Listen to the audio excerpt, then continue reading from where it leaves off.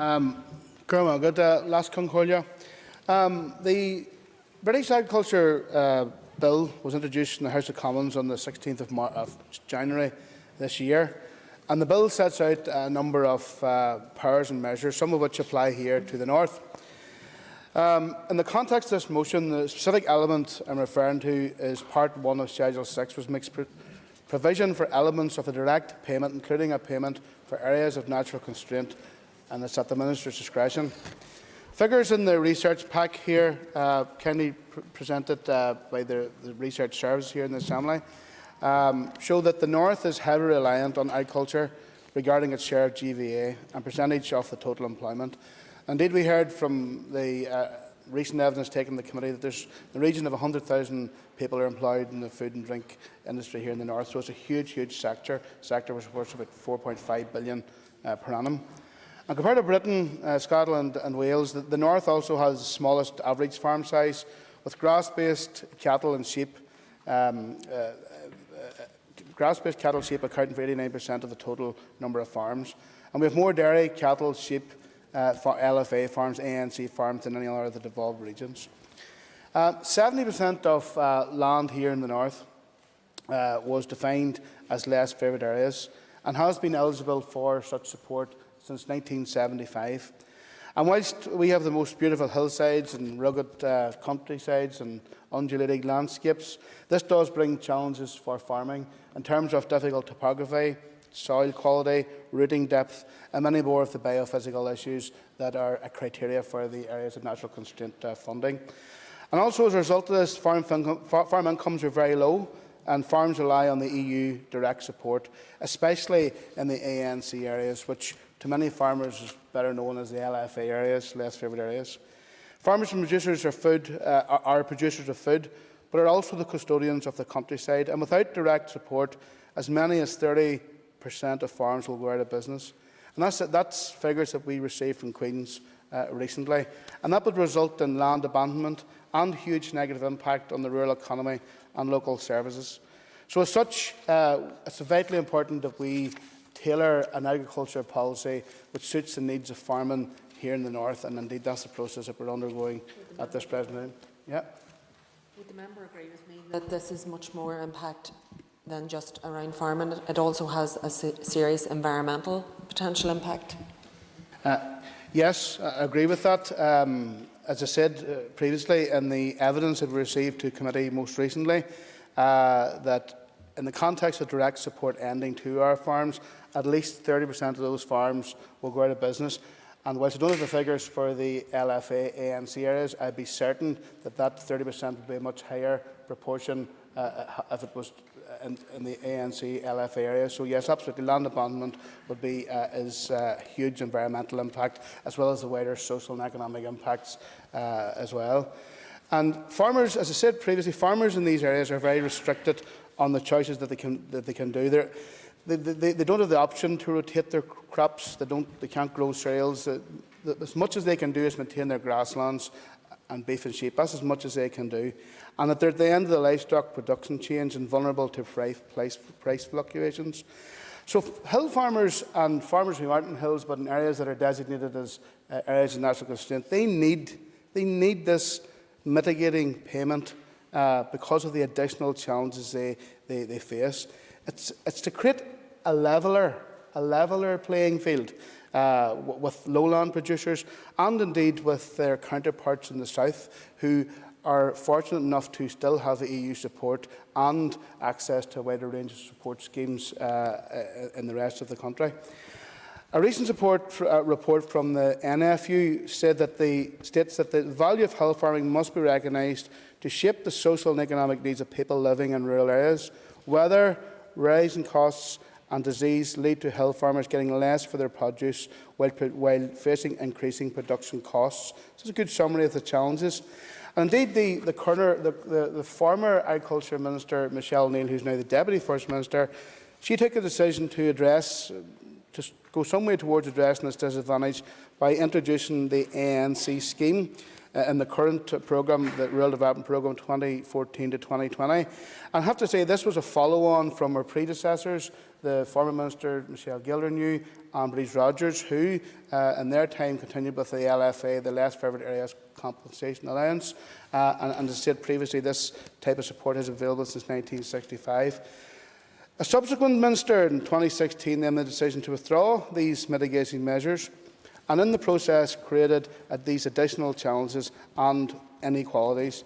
And Sinn Féin at the time did express concern that the Department had not applied the proper regard to meeting their statutory functions under Section 75 to promote equality of opportunity, because it is a matter of fact that there are certain sections of the community that are more adversely impacted by a decision than other sections of the community.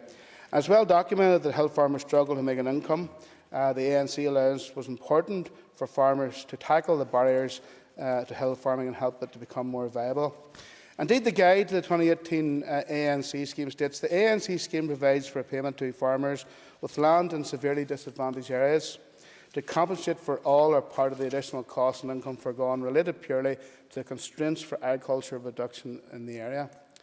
Turning to single farm payment, because these two are interconnected, it's important to note that farmers in the severely disadvantaged areas, for historical reasons, their per hectare entitlement is below the regional average.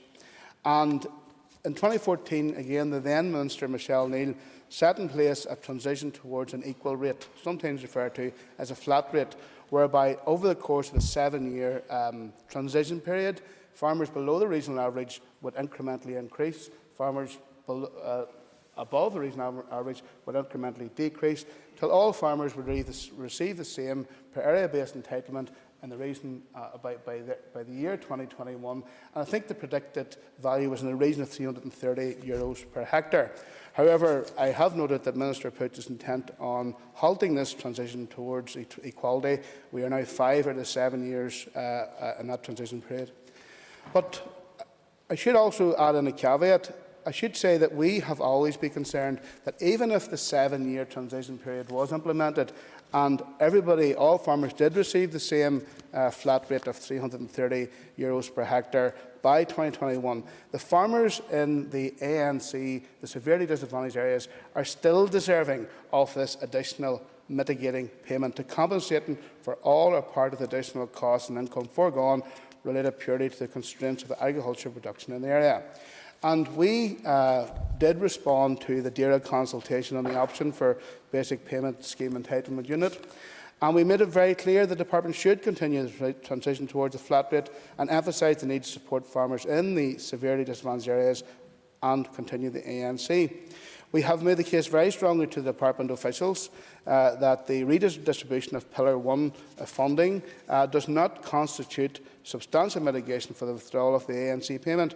We said to the Department that the failure to mitigate for the withdrawal of the ANC payment would result in negative adverse impact on farmers who live in severely disadvantaged areas. And I should say that this payment continues throughout the EU, in the south of Ireland and in Scotland. And we've seen the devastating impact of the withdrawal of this funding has had on farmers as we speak. According to DAERA's own figures, the number of suckler cows recorded is at its lowest number since 1998. The withdrawal of the ANC payment is a contributing factor to this situation and the loss of farmers' income. The total income from farming has fell by 25% between 2018 and 2019. And this is all compounded by the uncertainties which is caused by Brexit. And in the south of Ireland, the government has invested more heavily in agriculture. For example, €250 million is available from the Department towards their ANC payment, and there are a range of other support schemes and the area-based single farm payment. And indeed, at the committee recently, the UFU made the point that the support payment to farmers in the south must be tracked and, if possible, matched so that we can compete on an all-Ireland economy with our counterparts in the south. It should be pointed out also that almost 50% of suckler cows and 60% of the EO population is grazed on the severely disadvantaged areas. So the production of livestock in the hill and upland areas is crucially important to supporting the finishers and the red meat industry here in the north. So just in conclusion, I'd like to just make the point that there's now an opportunity under the new powers within this bill to introduce a new Areas of Natural Constraint scheme, and we are calling for the Minister to use his power to introduce this scheme as a matter of priority. 9 minutes and 59 seconds. Excellent. Well done. I call Mr. William Merman. Deputy Speaker, can I welcome the opportunity to speak on this debate? In doing so, do you acknowledge the situation facing farmers in areas of natural constraint and severely disadvantaged areas as we move beyond current funding models towards a unique and I hope a specifically tailored UK support scheme? The restoration of devolved institutions in Northern Ireland, I firmly believe, has been embraced and welcomed by a vast swathe of the Northern Ireland public. And I know that for many farmers it has signalled an important opportunity to be involved fully in the shaping of a policy and support system that will deliver, sustain and encourage growth post-Brexit. As we know, the industry in Northern Ireland, across all sectors and all land types, has had a reliance on payment support schemes over the years, which have assisted farmers to operate in what is a highly competitive agri-food industry in Northern Ireland. There is a valid argument that this competitive marketplace could become more competitive depending on the types of decisions made on market access. I would be of the opinion that a very real effort must be made to ensure that our very high quality and very stringently traced product should be protected and promoted given the high standards that exist in food production here in Northern Ireland. The quality of our food is what makes it stand apart and what makes Northern Ireland products sought after. We must ensure this quality continues. In committee in recent days, we have heard from various representative groups and stakeholders on the issue of support and what it will look like. And there is widely accepted narrative that support must take into account all sectors. However, what that support will actually look like remains to be thrashed out. Farming industry generally is aware of the difficulties faced by those farming in areas of natural constraint and the challenges this presents indeed. Active farming and SDAs provide an important service over and above food production by maintaining the land in these challenging conditions and therefore contributing vitally to ecosystems in these regions of Northern Ireland. That is no small undertaking and does contribute positively to the protection of the environment. However, looking to future support, there has been a consensus through various consultations carried out, for instance, by the Ulster Farmers Union, that area-based payments is not perhaps the best means of promoting growth in the sector, that any new arrangement needs to be more focused on production. There is also recognition of the unique challenges of severely disadvantaged areas, and at their recent committee meetings, that has been debated across the party spectrum.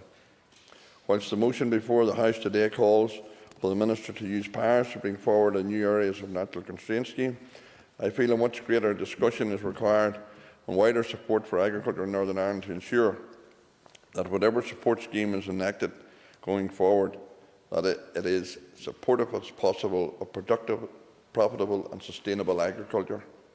It must be stated that farmers and SDAs did gain from convergence, and that transfer of money came at the expense of lowland and disadvantaged area farmers. It is also worth noting that Northern Ireland receives the largest per hectare payment in the British Isles.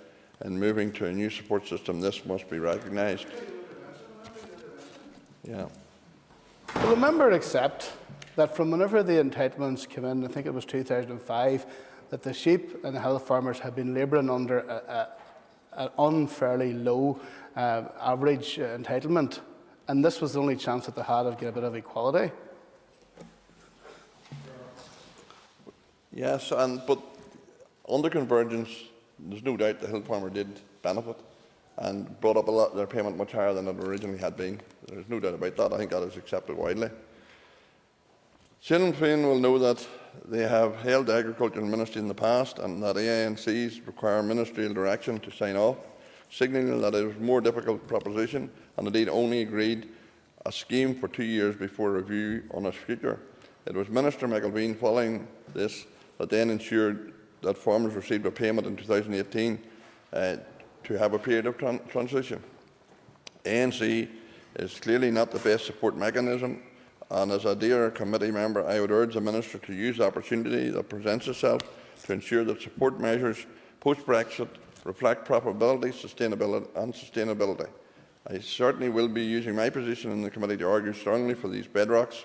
Our industry must be built upon sustainability going forward. Support measures must have clear benefits and outcomes, and that is where I feel the debate on future payment models will have to take seriously the views of all sectors in Northern Ireland. With this in mind, I say that I do not support the motion before the House today and urge all dear committee members to get involved in the debate and scrutiny of future support mechanisms. Thank you. Thank you. I call Mr. Pat Catney. Thank you very much, Mr. Deputy Principal Speaker. As already been said, agriculture is a massive part of our economy, a massive part of our landscape, and a massive part of our way of life. Now, I have always considered myself a countryman, but after I went to talk about sustainable dairy farming at Greenmount, I found my country credentials extended only to the odd old ceilidh in an old farmer's barn somewhere. But I did gather potatoes, and I think it was a relation of our now Minister, Mrs Wilson, and I learnt early on that it was better if I went to the local publican in Moira in the Four Trees and found myself going in there rather than be out gathering potatoes or picking the strawberries in cold times. But I'll always remember Mrs Wilson saying, you might leave the house hungry, or you might leave the house tired after your day's work, but you'll never leave it hungry. So there were good memories of it anyhow. But there does need to be a better understanding of the impact that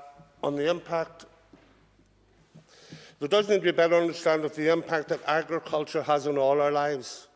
It is not a standalone issue, but integrates with all of the areas of life, and this is why the impact of agriculture is important to consider when looking at the single policies of areas of natural constraint. In my view, to remove this single policy would be a much wider detrimental effect on agriculture and also there on the whole of the society. This proposal also comes in what is one of the most difficult times for our farming industry in recent history. The uncertain effects of coming out of the Common Agricultural Policy, farm incomes falling as much as 23% in the past year and a half, and the growing impact of climate change have placed extraordinary pressures on our farmers. To then cut payments for areas of natural constraint for our farmers on the worst land, with the poorest soil and the harshest conditions, has to be a step too far for all of us.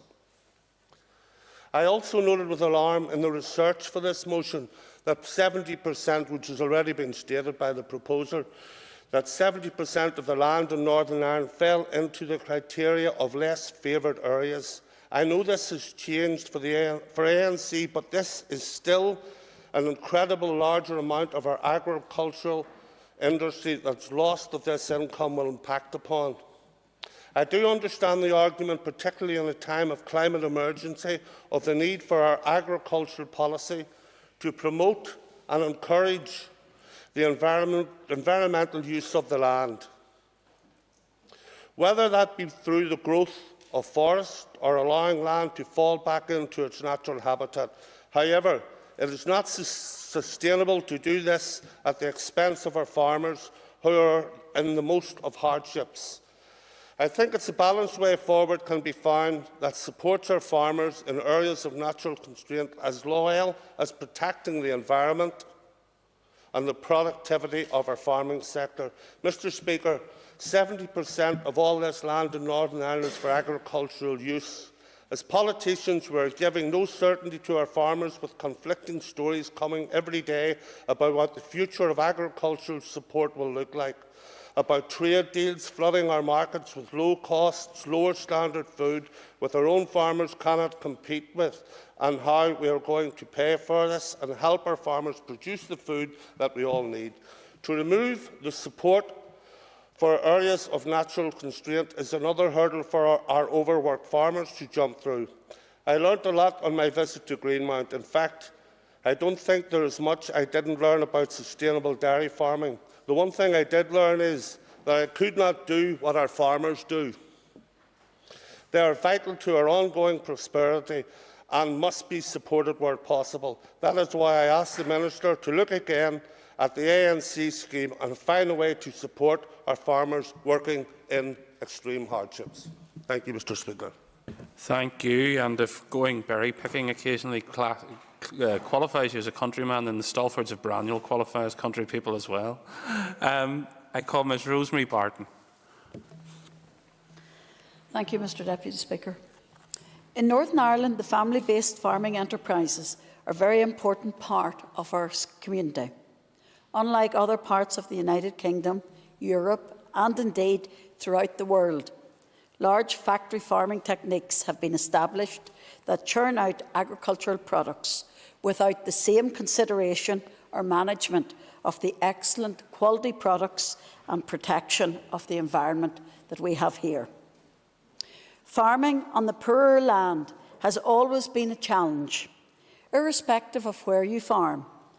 In Northern Ireland, there has always been a persistent and perpetual farming mentality that just because the individual farmer isn't making a profit, he or she will stick with it and continue producing a quality product.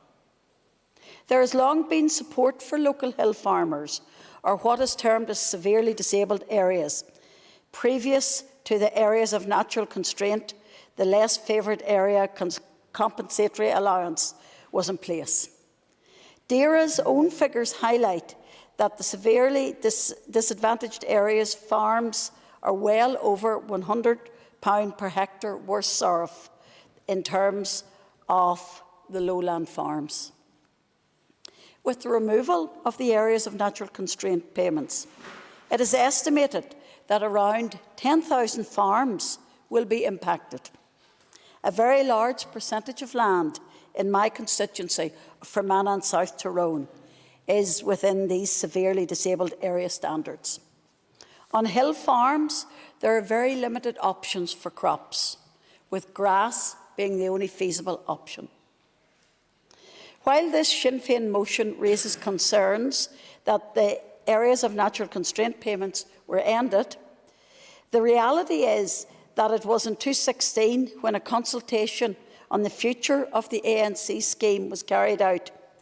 This consultation was ordered under the watch of a Sinn Féin Dard minister and decided upon then by a DUP DAERA minister.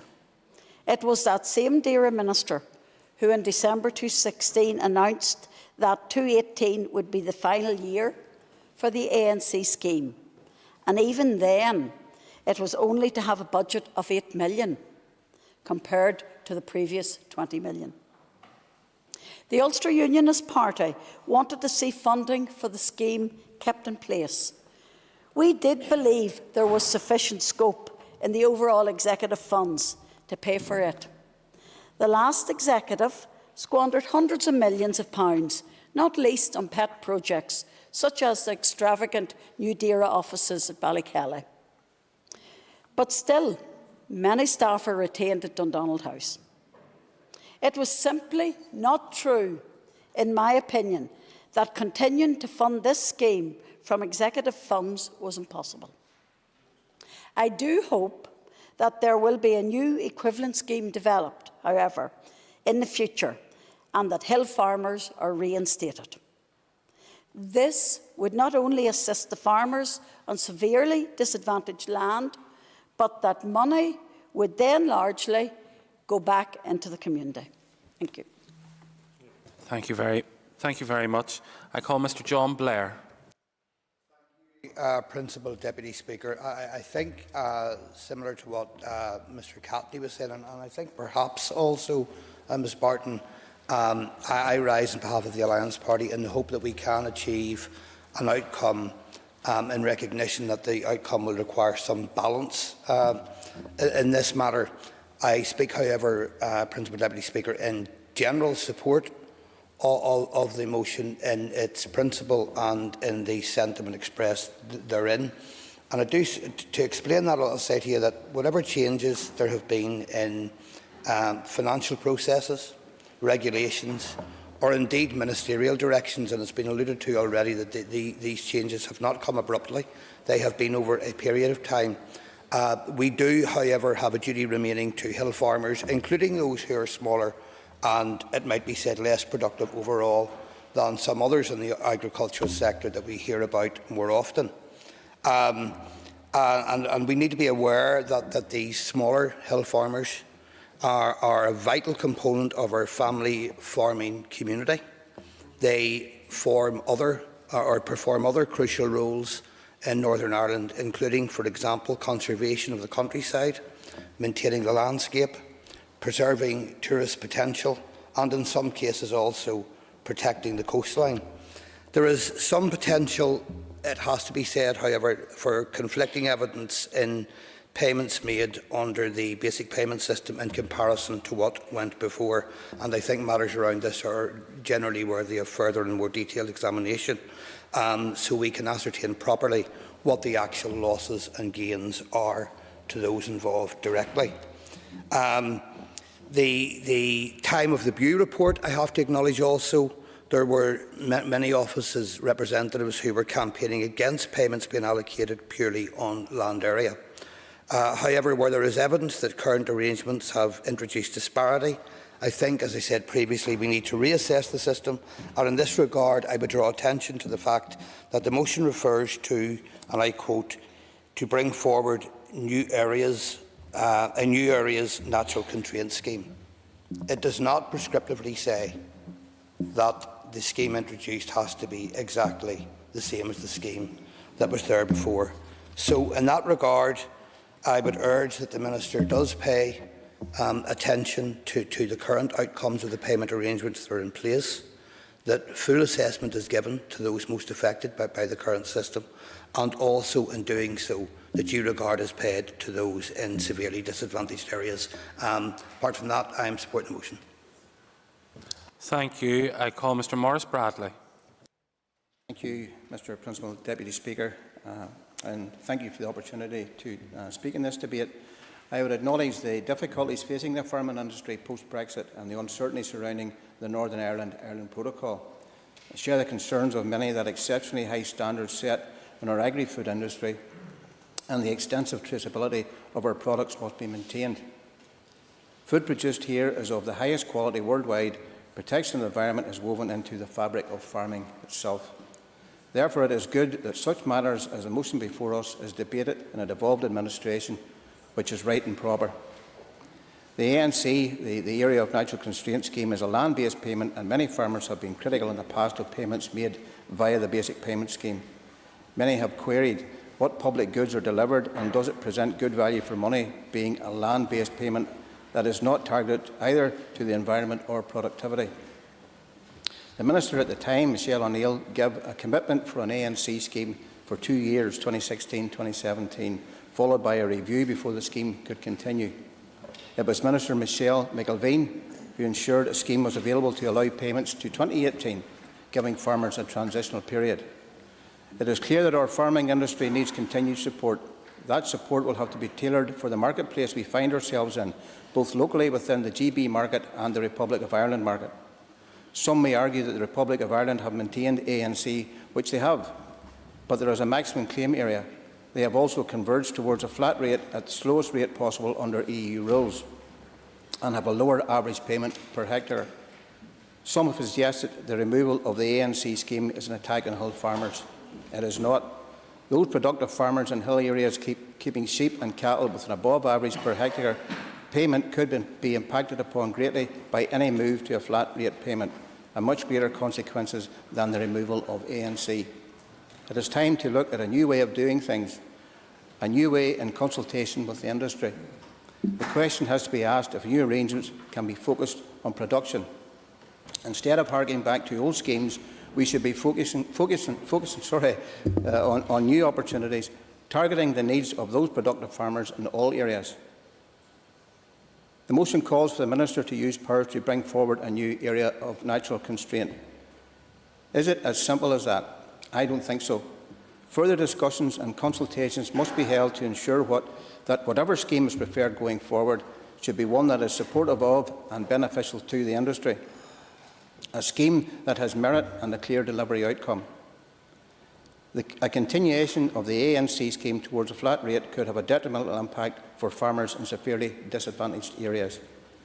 In closing, I would ask the Minister to give a commitment to looking at new ways of supporting all farmers to become more productive, profitable and sustainable. Thank you, Mr. Speaker. Thank you. And before I call the next speaker, I want to remind members that it is convention in this House that a maiden speech is heard without interruption. I call Ms Emma Sheeran. Thank you, Principal Deputy Speaker. It's honour and war Dusa, Lurch, Livsha and Shaw and you. It's a massive honour for me to speak here today and speak to you as a representative of Mid-Ulster, to follow in the footsteps of my friend and colleague Ian Mullen, a man who has spent his entire adult life as a political activist, standing up for what is right, even when it was dangerous to do so. Ian continues to work as a public rep, as the Balahi councillor for the Myola DAA, and I continue to enjoy working alongside him, as well as the 16 other Sinn Féin councillors in the district who I also want to thank. As one of 3 Sinn Féin MLAs in Mid-Ulster, I am blessed to have the support and guidance of 2 fantastic sisters in the constituency, Linda Dillon and our party Vice President Michelle O'Neill, as well as our MP Francie Malloy, who's been at the forefront of this movement for 5 decades and a personal mentor to myself as well. Mid-Ulster is a brilliant place to live. It's half Derry and half Tyrone, but the rivalry between the two ends in the football field, and there's a diverse and brilliant community which stretches from the top of the Carn, overlooking Swatra and Slaughtneil, right down to Clayland and Pomeroy. The people are full of ingenuity and industry. Engineering is a massive sector in Mid-Ulster, evidenced by the fact that over 80% of the world's crushing and screening equipment is manufactured there. From the east, Arbo and Ballinderry on the shores of Lough Neagh, which has Europe's largest wild eel fishery, to my own Ballinascreen in the west, nestled between Slieve Gallion and the rest of the Spearns, agriculture is still providing for families who oftentimes have been farming the land for generations. As an MLA, I want to promote and support everything that is positive about our district, and I want to find solutions to the problems. I want to help the people that I represent, and I believe that government has a vital role in aiding those who are at a natural disadvantage. The ANC payments carried out precisely this function. After decades and decades of a myriad of schemes that discriminated against the hill farmer, Michelle O'Neill's transition to a flat rate, combined with the ANC payment, gave these people breathing space. I have to declare an interest at this point. I am the daughter of a sheep farmer from the Spearns. I was reared in a farming family, stretching back generations, and I understand more than anyone the unique challenges faced by our mountain farmers. As alluded to previously, 50% of suckler cows and 60% of the ewe population in the north are grazed on ground which is considered severely disadvantaged. 30% of Mid-Ulster is made up of SDA land, namely the rough, hilly ground of the Spearns. Farmers who own and work this land do so against a multitude of challenges, from poor and fluctuating farm gate prices, rising fuel and feed costs to the annual worry of weather. Everything is felt more extremely on the mountainside. The Irish climate, combined with poor soil quality, makes growing fodder difficult, but the people who cut and bale the silage still need to be paid. The vet's bills still arrive, the machinery still needs to be serviced. The ANC payment wasn't a top-up to a farmer's income that allowed for a second holiday that year. It didn't lead to investment in banking shares, but it did go into the coffers of the small farm supply shop, the independent contractor putting up a bit of fencing, the family business struggling to survive. These are the funds that keep rural Ireland ticking. There are no guarantees when you're engaged in this industry. Roughly 80% of farm income at the end of the year in 2019 was EU subsidies. Now, with the uncertainty of Brexit and what it means for single farm payment, there is an added worry for those producing lamb and beef. Equality is not simply about treating everyone equally. Equality is about creating an environment in which everyone has an equal chance. As a representative for those in a rural area who have not always had that equal chance, I am urging the Minister to introduce a new area of natural constraint scheme. Thank the member, and I want to be the first to congratulate her on making her maiden speech in the Assembly. Congratulations. The next speaker I have on the list is Gemma Dolan. I welcome the opportunity today to speak on this very important motion.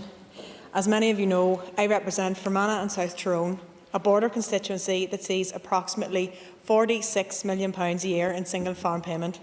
Furthermore, statistics show that in Fermanagh, almost 92% of land is severely disadvantaged.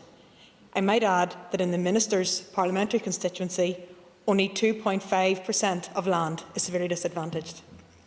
Sinn Féin Minister Michelle O'Neill, in addition to introducing a transition to a flat rate of farm payments, initiated the Areas of Natural Constraint ANC scheme as a support mechanism for farms in severely disadvantaged areas. The ANC scheme was a clear recognition of the need for a bespoke response in addition to the move to flat rate payment to address inequalities in the system. Such inequalities are recognised in the south of Ireland and Scotland, both of whom have ANC schemes, which they have committed to continuing. It is well documented that many farmers struggle to make an adequate income. The ANC allowance was important to farmers for tackling the main barriers to farming and helping it to become viable. Living in a border constituency where the ANC payment has ended, yet our neighbours in the south, which could be as close as the next field, have seen the government investing more heavily in agriculture, where approximately €250 million is available towards the most severely disadvantaged farmlands. Sinn Féin opposed the decision taken by the DUP Minister for Agriculture to end the ANC scheme payment, with the consequence of recreating inequalities and resulting in the loss of £20 million a year to farmers in severely disadvantaged areas. As has already been alluded to, almost 50% of suckler cows and 60% of our ewe population in the north reside on farms in SDA areas. This breeding population produces a significant quantity of livestock that are then used for further breeding or finishing on lowland farms. Production in hill areas is therefore of huge strategic importance in the context of supporting the red meat industry in the north. Full convergence or transition to a flat rate payment is an important move in addressing inequality in the agricultural sector, and as such it must be achieved within the 7-year timeframe set out by Sinn Féin Minister Michelle O'Neill and endorsed by the Executive in 2014. It is disappointing that the Department has now decided to freeze this. It must be said that transition to a flat rate payment does not by itself address the difficulties facing farmers in SDA areas who face constraints relating to the quality, topography and location of their land. Sinn Féin strongly disagree with DAERA's analysis in its February 2016 consultation on options for future support to areas of natural constraint, that the redistribution of Pillar 1 support in favour of SDA is a hugely significant mitigation. We also disagree with DAERA's view that redistribution of Pillar 1 will contribute significantly towards compensating SDA farmers for the termination of the ANC scheme. Flat rate payments will not address the geographical and topographical challenges facing severely disadvantaged areas or sufficiently fill the gap created by the ending of the ANC scheme. It must be recognised and taken into account when developing policy the exceptional adverse challenges of farming in ANC areas and the importance of the Department fulfilling its statutory obligation under the Rural Needs Act to pay due regard to this and introduce mitigating measures such as a full transition towards flat rate and the restoration of the ANC annual payment. Thank you. I call Mr Daniel McCrossan. Thank you, Mr Principal Deputy Speaker, and I too would like to congratulate the member for Mid-Ulster on her maiden speech, and I sincerely hope that she finds herself as a Tyrone woman and not a Derry woman as well. And I'm sure you have influence over her, Declan. Mr Speaker, I rise to support today's motion, and I thank those members who have brought it before this chamber. I think it's important that we today send a clear message to our farming community across the north that they will no longer be left behind, and that includes ensuring that those farmers who farm land that is less favourable are not disproportionately impacted by this House or by what is as catastrophic as Brexit. It will have a huge impact on our farming community, and I think that's very well documented by the many farmers right across the 18 constituencies of Northern Ireland, regardless of which background or what their beliefs are. I think it is generally accepted that Brexit will have a devastating impact on agriculture here. Many of our farmers are struggling and they are in need of support. It's important that we use today's debate to convey that support directly to them and to the various organisations that represent their interests. Mr Principal Deputy Speaker, our farming community has benefited substantially from EU money, as I've already said, and schemes for decades, which has not only kept farms alive but has also contributed significantly in terms of their output. I, like many in this chamber, take great offence when farmers are accused of being paid for nothing, and that's something that we hear. In actual fact, if many realise the work and endless hours that a farmer puts into ensuring that his land is farmed, and also the great sacrifices that are made. Some don't even go on holiday, some won't even leave the house for a day because they're afraid to leave their farm because they're so dedicated to it. And that's a generational thing that has come through, and I can speak about many in my own constituency in that regard. Mr Principal Deputy Speaker, I don't need to convince this House, but our farmers across Northern Ireland are world class and are producing world class produce that is exported around the globe. And it is with great concern that we are here today to represent those farmers who, through no fault of their own, have lost entitlements due to the removal of the ANC support last year. ANC represents the less favourable areas of land, and again that's been discussed in great detail by our members, mostly on hills, of which my constituency is quite hilly, as Declan McAleer, my constituency colleague, would have mentioned. The ANC accounts for 44% of all farmland across the north, and ANC payments were meant to be there to protect those farmers due to their disadvantage and to ensure there was somewhat of an equal playing field across the board. However, Mr Speaker, that funding, which amounted to around £20 million, spread over 9,000 applications, has now been removed, with many farmers being left in a state of limbo, unable to plan for the future, unable to plan for their families and for their farms. That is unacceptable, and that's why we need to do something tangible about it. And I think, regardless of which farm I visited, that comes across very clearly. My own constituency of West Tyrone, Mr Principal Deputy Speaker, has over 60% of its farmland designated as severely disadvantaged, and that includes areas such as Dromore, Ruskey, Castlederg and the Glenelg Valley. I've met with farmers and I've met with local community groups, and the view held is that the removal of the ANC payments was disproportionate for farmers in West Tyrone and indeed in Fermanagh and South Tyrone. They are not able to compete with producers in many favourable areas, and they do not have the luxury of simply converting to dairy, arable farming or potatoes. Indeed, Mr Principal Deputy Speaker, Dear's own statistics show that upland farms' income is £114 less than that of lowland farms. The compensation they were provided with for so long has been removed with very little care given. And when you look at my constituency of West Tyrone, not only are farms in the Glenelg Valley having to deal with these cuts, but they are still in financial despair, given that their farms, livelihoods, businesses were decimated by the flooding in 2017. And I've documented that very well, and I know the Minister has taken that very seriously, and I appreciate any responses given to me in that regard. Almost 3 years later, they still have not been properly compensated, and I've said that the Minister hopefully will move swiftly on that. Mr Principal Speaker, today's debate is also not only about ANC payments, but it is also about the wider fundamentals of future farm payments following the ending of CAP in December. Farmers do have concerns about their funding post-2020, and again, Brexit has also compounded that. Will the British Government commit to the same levels of EU funding for our farmers? That remains to be seen. If the New Decade, New Approach funding is anything to go by, I have no faith that they will do what is right for our agricultural community. And I welcome my constituency colleague bringing this to the House, but it is a bit frustrating that Sinn Féin are back in this chamber asking for funding to be reinstated, which actually was removed as a result of a consultation by the Sinn Féin leader, then Minister Michelle O'Neill, back in 2016.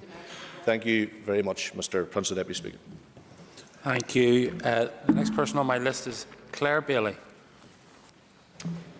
Thank you, Principal Deputy Speaker. And I rise to support this motion. So this motion calls on the Minister of Agriculture, Environment and Rural Affairs to use the powers contained within Schedule 6 of the Agriculture Bill to bring forward a new Areas of Natural Constraint scheme. It's pretty basic stuff, really. The Agriculture Bill that is currently working its way through Westminster will set the post-Brexit agenda for the UK agri-sector for decades to come. We need to get this right, and Schedule 6 is the only part that directly addresses Northern Ireland's future. And suffice to say that it raises more questions than it answers in terms of compliance with the Northern Ireland Protocol. with our climate and biodiversity commitments and with sustainability measures that will be fit for purpose in the greening decade to come. Given that we also know Scotland will bring forward their own primary legislation for the future of their agriculture, that Wales are working toward producing their own as well, it is clear there will be no UK framework to rely on. So we need our own plan for our own future that meets our own needs. If we are to move toward production models, this needs to be sustainable production and future-proofed productivity. Our farmers in severely disadvantaged areas need to be given solid assurances that we will protect them, that they deserve to have access to specific and targeted economic interventions, and they also need to know that their hard work and dedication is invaluable to wider society. Farm incomes across Northern Ireland are down. The Minister himself has told us this. 25% in the last financial year, if I remember correctly. And Northern Ireland farm business surveys tell us that this is expected to plummet even further. ANC payments across the UK also vary greatly. For example, Scotland budgeted £450 million at the same time that we spent £8. So until we have a financial plan in place, we should not further stress disadvantaged farmers even more. The Green Party... Yep, certainly.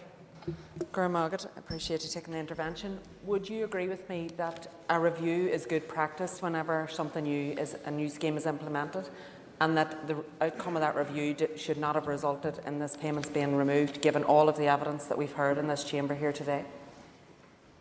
I thank the member for her intervention. She raises important points. I think that change is very, very fluid at the minute, and everything should be continually reviewed. We are facing phenomenal change in the face of Brexit coming down the line to us, and we need to put plans in place. But the Green Party aim to further the social, environmental and economic well-being of those involved in our agri-sector. We have an opportunity to renegotiate a scheme to recognise current market realities, such as farm size, and future challenges, such as climate change. We have the opportunity to re-evaluate what we consider economically productive. For example, what will be the economic value of the tree planting schemes the Minister announced just yesterday for the maintenance of those lands and any potential forestry? Things are changing, Mr. Speaker. Let's make them fit for purpose. We urgently need to bring forward a new ANC scheme to give economic assurance and value to those working on our land and in our environment. Thank you. Thank you. I call Mr. Jim Allister. Thank you. No one in this House will get argument from me that our hill farmers do not make a valuable contribution to our agricultural production. But I think it is imperative that we take the overview of all our agriculture, because at the end of the day, we are a food-producing region. We need to optimise that, and we need to do it in a way which respects that there is a limited pot of government money to aid that process. And therefore, it is appropriate that from time to time we stand back and examine whether or not the distribution and the spend is balanced correctly or whether it needs adjustment. And therefore it was right to review the ANC payments, and I do think that it is quite a preposterous proposition for the mover of this motion to have said during the course of his speech that he not only wants to see a flat rate, but he wants to see the advantage of an ANC as well on top for the hill farmers. You know, there is not an endless money tree. There is a need to balance where we are best helping production. And I'm surprised, well maybe I'm not, that in this debate there's been no reference to one of the reasons why ANC was introduced in the first place. It was introduced in part in the first place to offset the curtailment that had been placed on hill farming by the EU. And it is by addressing and removing some of those curtailments that we could actually help hill farmers. curtailments such as stocking rates. Why should farmers not be able to set their own stocking rate on their own land? Why should they not be able to outwinter cattle on their own upland areas? Why do we have to have these prescriptive rates of stocking, prescriptive dates, prescriptive times? If we remove those, we help restore autonomy and the possibility for success to those areas. Why have we got restrictions on the type of livestock in hill areas? Why are we not giving our farmers the freedom to farm? They control their own farms, they know what's best for their business, and even take the issue of heather burning. We have banned the ability to burn heather at the right time of the year, under the right burning conditions, would help hill farmers. And it's because we took away all those rights that ANCs, in part, were imposed. So by removing those EU-inspired, nonsensical, inhibiting provisions, we could, in fact, liberate our hill farmers.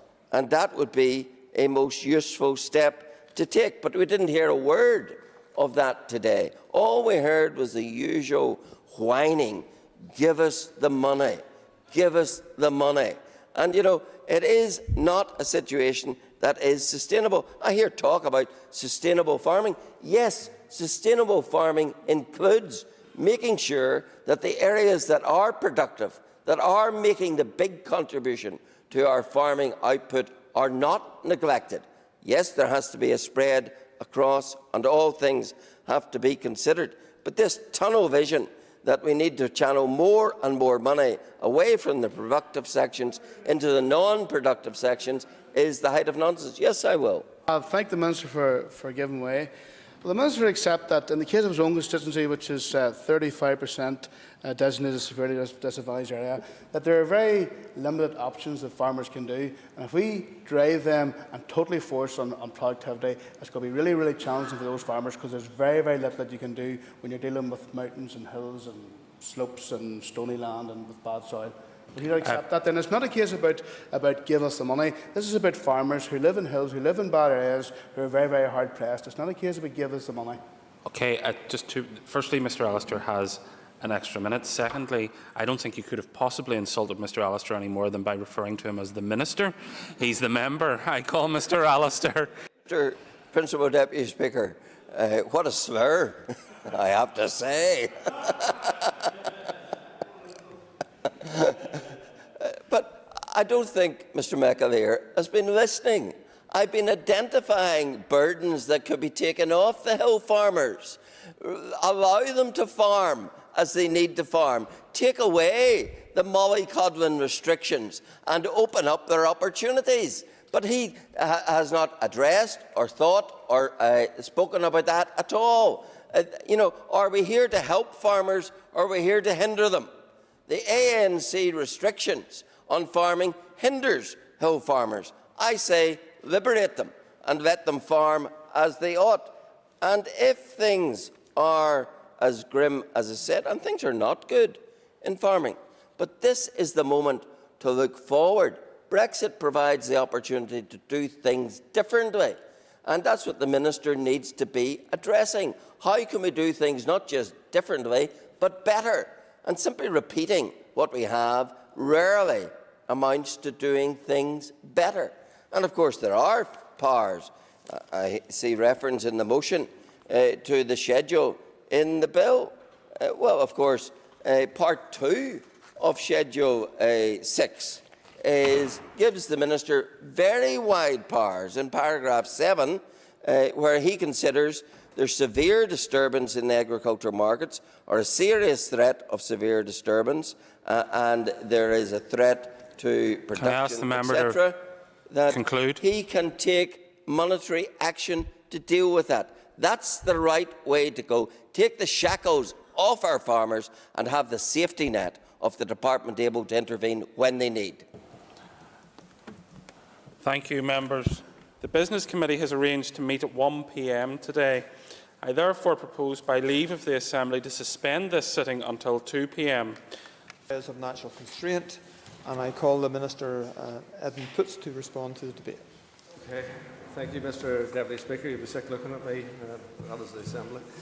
But nonetheless, since my appointment as Agriculture, Environment and Rural Affairs Minister, I've had a number of calls to introduce the areas of natural constraint and have listened to concerns that the closure of the ANC had in some way brought disadvantage to farmers in severely disadvantaged areas. So I welcome the motion today as it affords me the opportunity to provide the facts around the closure of the scheme, the real impact that it had on farmers, and allows me to again put on record that going forward I want to devise support schemes that are good for all of our farmers, including those farming in the SDA.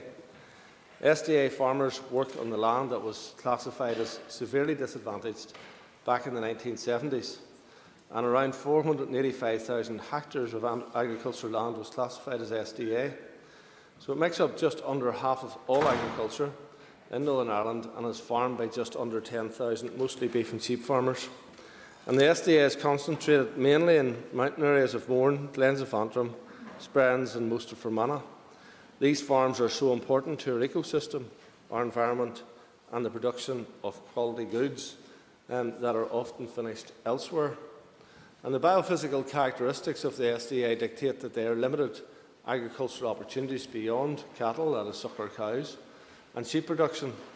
I'm also aware that the economic viability of suckler cows and sheep production in the SDA is vulnerable.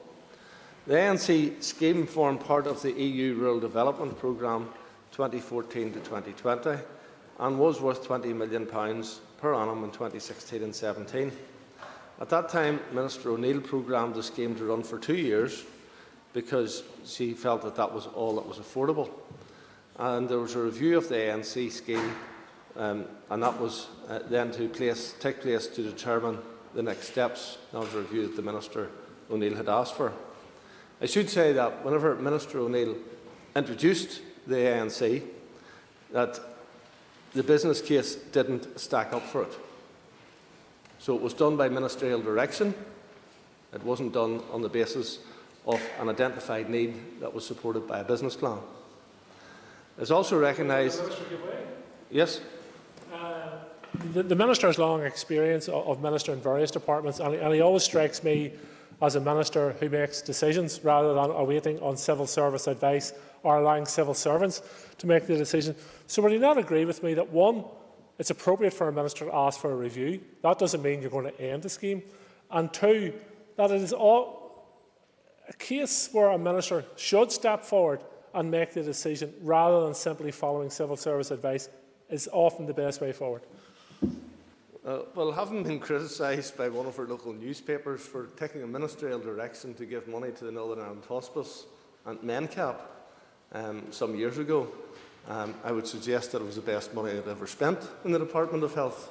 Two wonderful facilities that I'd recommend any of our members to see in terms of the support and care they're providing for people in that arena. However, we do have to take cognizance of the issues that are put before us, but civil servants give advice, ministers make decisions, and when it comes to that, I'm not afraid to actually do that.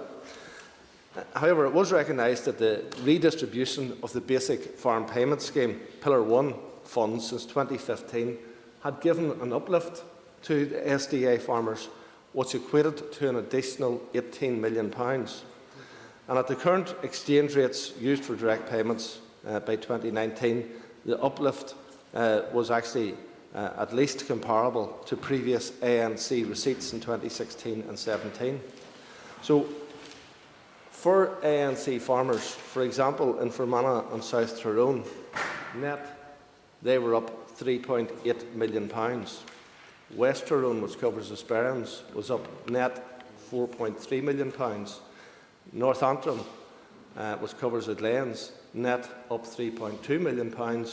Mid-Ulster, covering the Sperrins again, net was up £2.6 million. So all of these areas have had an uplift as a result of convergence. There have been some in the ANC, I'll go over in a moment, there has been some in the ANC who have lost out, who were the busiest livestock farmers, who actually lost out as a result of convergence. but in general, ANC farmers have benefited from convergence, and I'll give way. The Minister not accept that the so-called uplift that he's been talking about only happened because the farmers in the SDAs have been labouring well below the regional average for years and years and years? Interesting the member raises this because I know that one of his colleagues took the issue to the Equality Commission, and the Equality Commission did not see the issue of equality in this, and therefore it was thrown out. So I heard quite a number of members of Sinn Féin refer to equality today. They didn't refer to the fact that they had raised it with the Equality Commission and lost their case. And given budgetary constraints at that time, it wasn't possible to source a new funding stream to continue operating the ANC scheme from executive funds. So the only alternative was to transfer money from Pillar 1, which is direct support payments to create the necessary budget.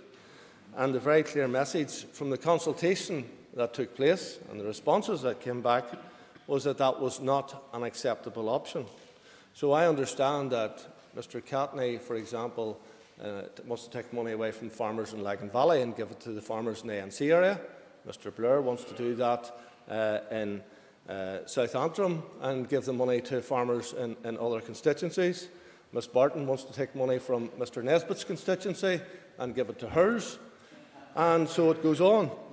But the truth is that the farmers who have already benefited in terms of convergence would then be dipping into funds of the other farmers who had already been disadvantaged as a result of convergence. And to do that there would then put greater hardship upon those people. I'd also say that the ROI has not moved as quickly as Northern Ireland towards the convergence and flat rate Pillar 1 payment per hectare, and is still more based on production. So these are key factors that everybody needs to take into account. Ms Dolan said that Sinn Féin doesn't agree. Well, not agreeing is one thing, but we'll have to look at the facts, because the facts are stubborn things and they're hard to get away from. So, for example, and Scotland was quoted, Scotland pays out £128 per hectare. Wales pays out £243 per hectare. England and the Republic of Ireland they've managed to reach convergence themselves. They both pay £261 per hectare. And lo and behold, Northern Ireland pays £333 per hectare. So those farmers who own large swathes of land, which is more in the hills than it is in the lowlands, are the ones who have benefited most and are benefiting more than any other farmer in these islands. So consequently, Minister McIlveen decided the scheme would operate for just one additional transitional year on an £8 million budget, and without that decision the scheme would have ended in 2017. And taking this on board, SDA farmers as a whole have increased the value of their total payments from the cap despite the ending of the ANC scheme. Whilst at the individual level there will always be winners and losers, at a regional level there has been no negative impact on the SDA farmers. I want to make clear that there will be, that I don't intend to introduce an ANC scheme this year. I can't. It is simply not possible. It would be possible to introduce an ANC scheme under the new agricultural bill, and the provisions of that bill will only be operational from 2021 onwards. But these provisions have been designed so that this House has flexibility and the Minister has flexibility to make such decisions. But I do have to point out that in order to introduce an ANC scheme, the funds would have to be provided by scaling back direct payments to all farmers, which would result in that transfer from farmers who have already yielded money towards the ANC areas having to yield further funds and some of the constituencies that I mentioned earlier on. And that has to be seen in the context of the £18 million on an ongoing annual basis that has already moved into the SDA. So rather than reintroducing a second area-based payment, I prefer to focus my time and effort on devising schemes and support measures that are good for all farmers, and in particular the younger people who want to come into farming, the younger people who don't own large swathes of land, who have to rent land, and who actually want to make a living of farming and make a go of it, as opposed to the people who already are sitting on amounts of land and are not properly utilising it. The United Kingdom has left the European Union and the CAP, and the most significant change in policy affecting the agri-food sector in over 40 years. It means that our policies do not have to be constrained by the existing CAP Pillar 1 and Pillar 2 construct. We need to move to something new, which better addresses the needs of Northern Ireland agriculture. In 2018, my department undertook an engagement exercise on potential future agricultural policy framework for Northern Ireland. And in this proposed framework, my officials, in conjunction with key food, farming and environmental stakeholders, identified 4 desired outcomes and long-term vision for the Northern Ireland agri-food industry. These are an industry that pursues increased productivity in international terms, closing the productivity gap which has been opening up with our major suppliers. ANC doesn't do it. An industry that is environmentally sustainable in terms of its impact on and guardianship of air and water quality, soil health and carbon footprint and diversity. ANC doesn't do that.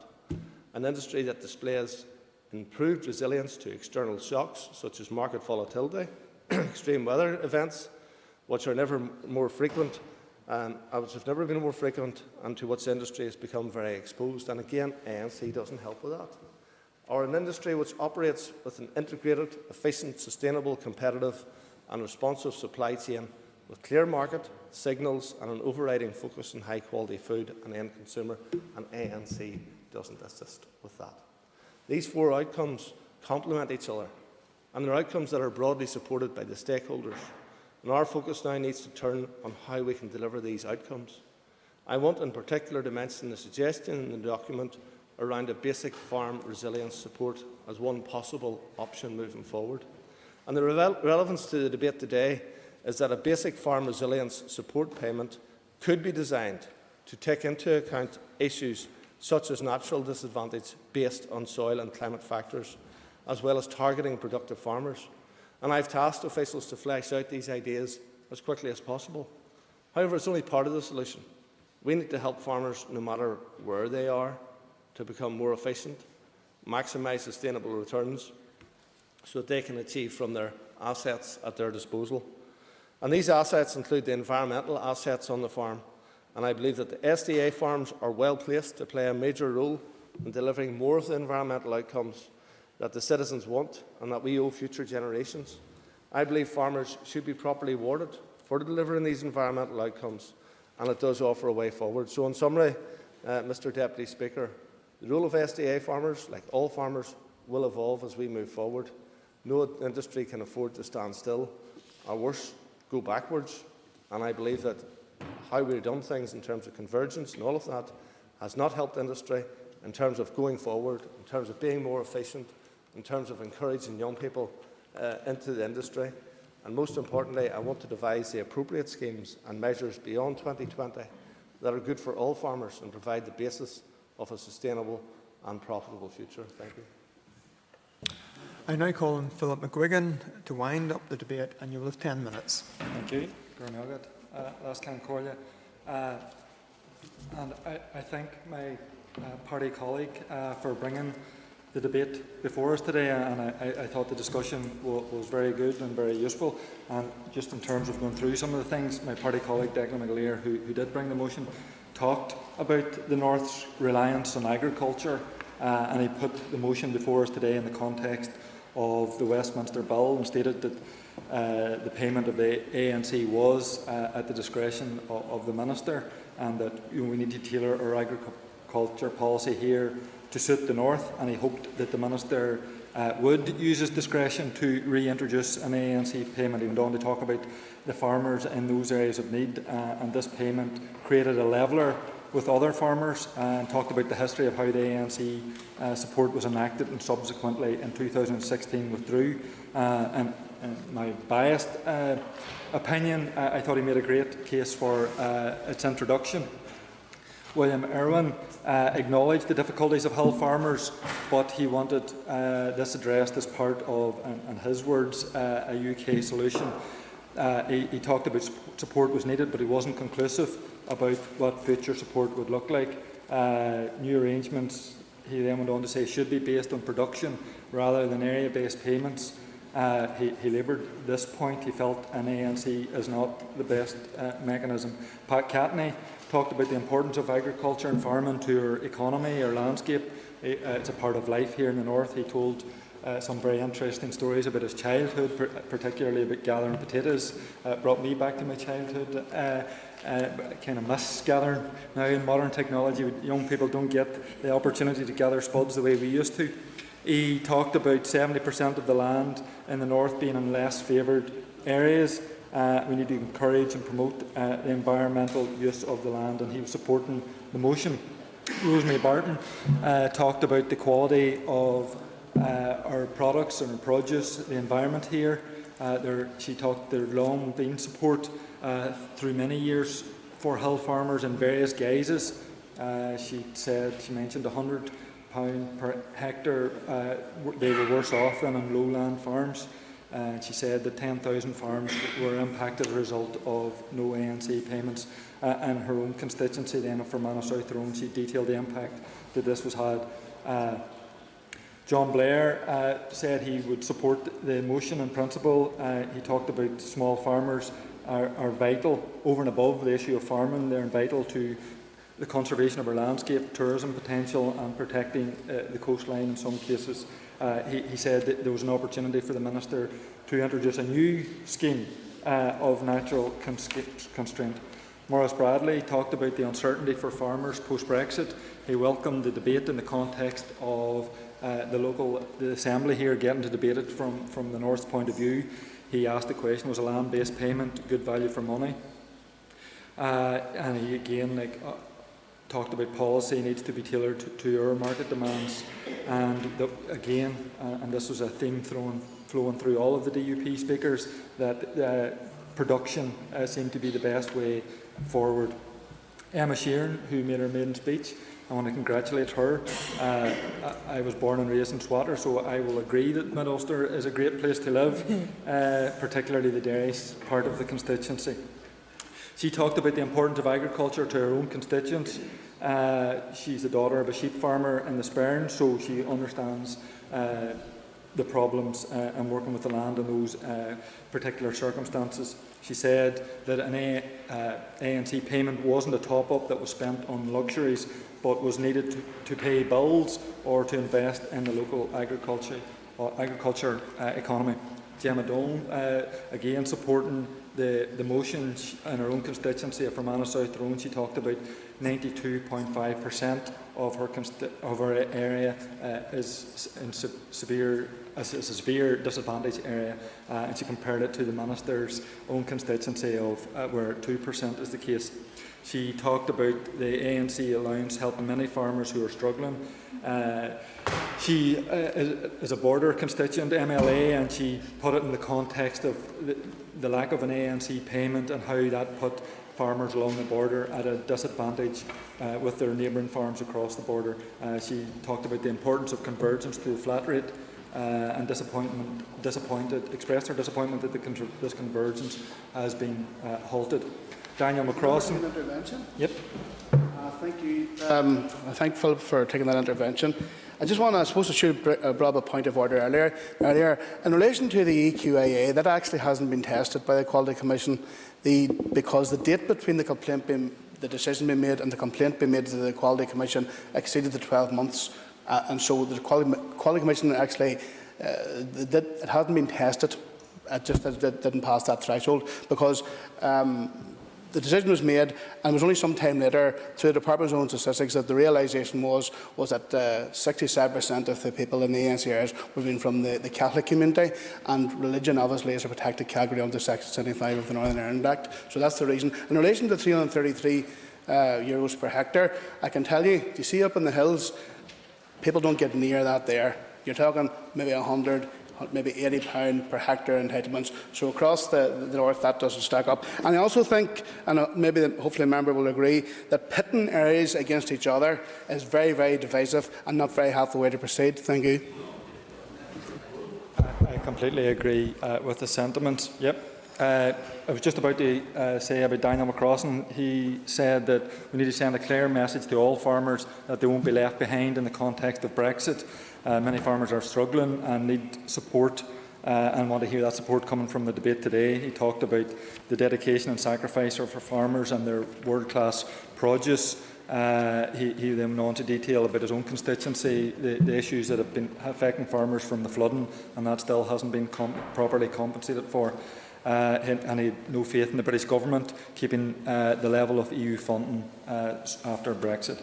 Claire Bailey talked about support for the motion and putting it into the context of the agriculture bill setting new policy for years to come, and we need to get this right. We need our own plan, she said, that meets our own needs, and farmers in the areas of natural constraint areas need to be given certainty, and she agreed that there should be specific and targeted economic intervention. Jim Allister was always worth listening to. I mean, he did agree that hill farmers do make an important contribution, and we need to have a policy, but he went on to say we need to have a policy that takes account of a limited pot of money. I hope he forgives me if I paraphrase that he wasn't a big fan of the flat rate payment plus an ANC. He did seem to be a lone figure, suggesting that Brexit will be good for hill farmers. He thought through less restrictions. He did also point out that he heard lots of whining.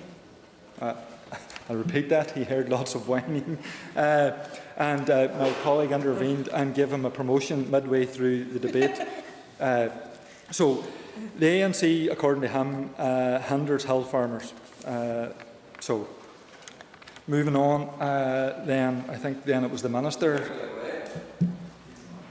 I'm sure it was entirely unintentional that the member would distort what I said, but I point out that my criticisms were that the ANC was brought in part because of EU regulations which restricted the farming methods and choices of hill farmers, dictated how many stock they could have in the hills, dictated what type of stock, dictated the dates they could have them on the hills, and matters such as that. The ANC was supposed to be an antidote to EU smothering of the choice of local farmers. And I said, get rid of the smothering. Let the farmers liberate them. Let them make their own decisions. I wasn't one to distort the comments of the member. I mean, I think a lot of hill farmers will be surprised to hear that they're now going to be better off that they've left the EU and have lost the ANC payment. So, I mean, the Minister wanted to take forward and introduce schemes, in his words, that will be good for all farmers, including farmers in SDA areas. He said that the ANC scheme was worth 20 million. He did say that it was implemented by Michelle O'Neill, Minister O'Neill, and John O'Dowd corrected him whenever he talked about the scheme ending in 2 years and in terms of it being a review after 2 years. Would the member draw his remarks to close? Sorry? Would the member draw his remarks to close? Oh, sorry. Okay, I didn't even get to make my own remarks there. Just turning everybody else's. Everybody else spoke so well. It was so interesting. Just in conclusion, you know, I will be supporting the motion. I think our farmers do need this payment. Members, the question is that the motion standing on the order paper be agreed. All those in favour say aye. Aye. Contrary, no. Clear the lobbies. The question will be put again in 3 minutes. Would members resume their seat? Order. Clerk, please read the result. 77 members voted. 48 members voted aye. 29 members voted no. The motion is carried. The motion is carried. The motion is carried. Unfasten the doors.